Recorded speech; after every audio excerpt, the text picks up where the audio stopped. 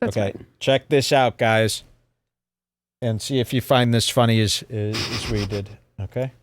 20s, and then I just in the comedy world, coke was a problem with there too. I saw when I used to work at Nick's Comedy Stop in Boston. Yeah, sure. Oh yeah, sure. And they offered to pay me in coke or money. Like when you work Listen there to for a this weekend, story. like you want to get paid in coke or you want to get paid in And money. even trade, like same amount of coke, the Well, dollar some guys value. went half. Yeah, some guys went half. I guess if you like it, it's easy But access. there were so many guys that got hooked on coke. I knew so many guys that had coke problems, and I was like, that is a he was pitfall. Like, I speeding. wanted to succeed, and I felt like that was one. And also, it was a drug that got you hyped up, and Yeah, right. I liked being hyped up. And my friend Jimmy said this to me. He goes, "Don't do coke. You'll like it." I was like, "Oh no." Listen to this story. I'll never forget this. It was me and my friend Steve. We were driving home from Kelly's Roast Beef in Revere, Massachusetts. Overrated. And we're Overrated. Yeah, it's a little overrated. The beef is, but Yeah, the clams are pretty good. Yeah. So we were driving, and there was a car next to us, and they had for the us. dome light on, and there was a girl in the back seat doing blow off a mirror. So she's there doing blow, and she looks over at us, and I'm looking over to her, and she goes, just for no reason, just fuck you. I mean, that's Revere Beach. Now, I tend to think, Joe Rogan's getting into this storyteller phase of his life where he's not really thinking, and he's doing a lot of additions. You guys know what additions are, right? It's where a presenter is telling a story and he's taking cues from the person listening.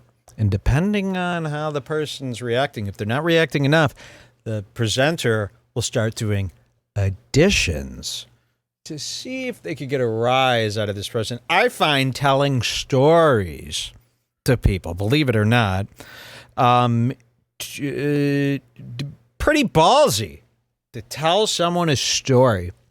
I hate this. I'll be sitting with Jules and another couple, and she'll go, tell them what I don't actually like telling stories. It's got to be very organic for me to tell a story. Well, But to be fair, then if I try to tell the story, he just interrupts me and starts well, because you telling. got to. I mean, you can't sit So there how and am I listen to supposed to know her you squirm hate through a telling story people there. Oh, you hate. Yeah. Yeah, I'm a difficult person to be around. I tell you, this social life is not for me. I'd like to be very, he doesn't You're speak great. to anybody. He doesn't speak to anybody. But Joe's stories are starting to get fantastical. And you start to think, every time he tells a story, is it even true? Here's one. This one I just really But it's just affected me. very cute. This is very light. You've heard Joe do it a lot of times. Pull up a right-wing website. He'll tell some miraculous story about the litter box, trans kid or something. It's totally not true. It's weird how he never tells not true leftist stories. Only the right-wing ones. But this one is different. It's not political. It's cute. And it kind of shows, to me, this was the most important part of the Dave Portnoy, Joe Rogan meetup. And also, which is culturally relevant. Joe talks about this Thank you. Coke stuff a lot. He's Yes, he mentioned that does talk about Coke a has never lot. done Coke, and he's gone out of his way And to he's so avoid it afraid to many, do many Coke. times. And I know almost all of his stories. The Yeah. kid when he was in high school that got addicted to Coke and turned crazy, and that He's taught told him. these stories as much as his And wolf stories. This is my first time hearing this story. This is a so- new story, and it's almost like Joe isn't realizing how fantastical his stories are. And I love the honesty of Dave Portnoy. As much as you think, I'll tell you this, I've seen everything that this man's done. Dave Portnoy. Except for the sports related Exactly. stuff. I'll tell you something about Dave Portnoy. Anything that he does that is schemy is done out of pure stupidity. Really? I believe This is that an too. honest guy that just doesn't really know what honesty is yet. I think he's an innocent. I've studied him, and I've heard all the takes about him. I'll tell you this. It's a shame, though. You know why? They're going to think that Because he's a sex Why guy. is it being Jewish an insult to you, Nick? he's Jewish. Oh, yeah. Well, Can we trust a schmeckle? Can we? I don't. I'll tell you this right now. You're going to see a big thing with Daily Wire. You know who's next to go down the tubes? It is me. What is his name? I always forget. Ben Shapiro. Ben Shapiro.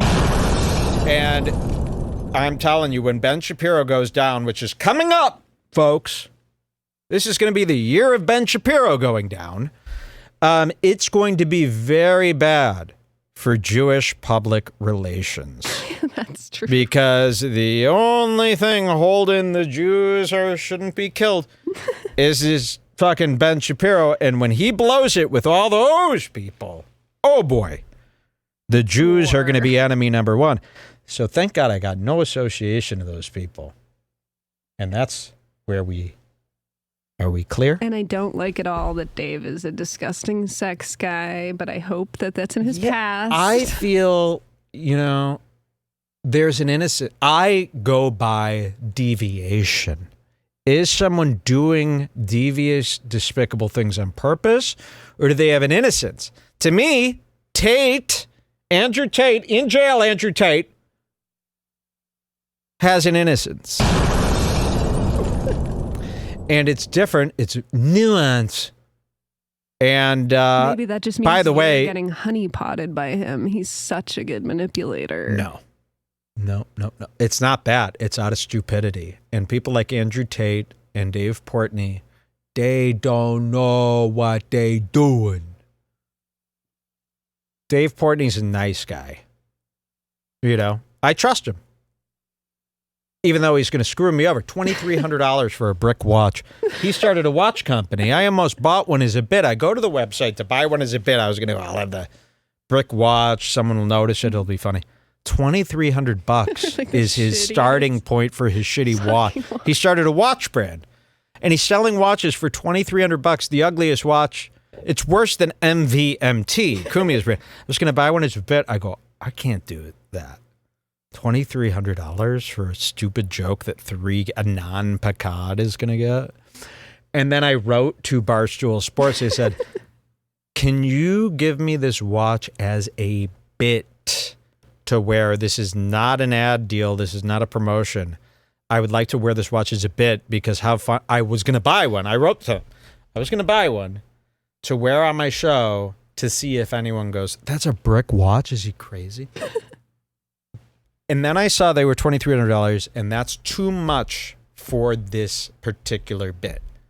Can you send me one for free? And they're sitting on hundreds of them. If you know anything about the Dave Portnoy watch thing.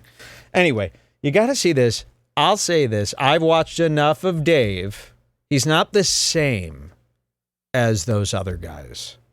He stupidly gets himself into situations. Sure, I think he's nice at heart. Tate, see, now I got to be very clear. Tate is a very bad crim. He's very bad and scary and dangerous. But this Vice documentary about Andrew Tate was amazing. Have you seen the Vice documentary about Tate? You should watch it. This guy goes to his compound. They see the war room, which you know nothing about. We showed you the war room. I brought Andrew Tate into this world, and I feel so happy about what's happened. I've introduced you to L.I. Alexander, Andrew Tate, Salvo, Chris D'Elia.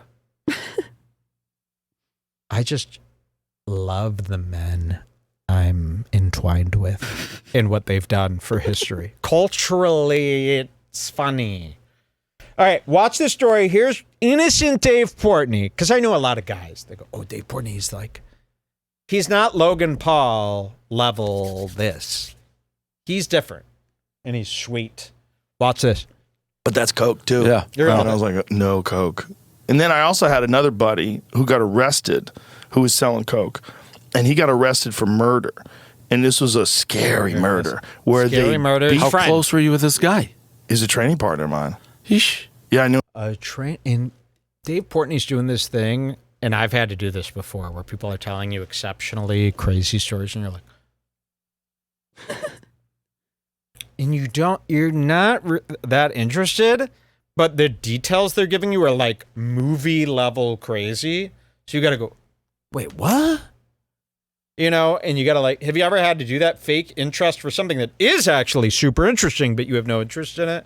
But it's so interesting and crazy that you've got to be like, wait, wake up, Mike. Wake up. You got to. That's what Dave's doing here. It's cute as fuck. I hate Slavana. I hate Jennifer I got to say this. Cut to me. Oh my God, this is so great. I hate Jenna Ortega. I want her fucking dead. That little girl.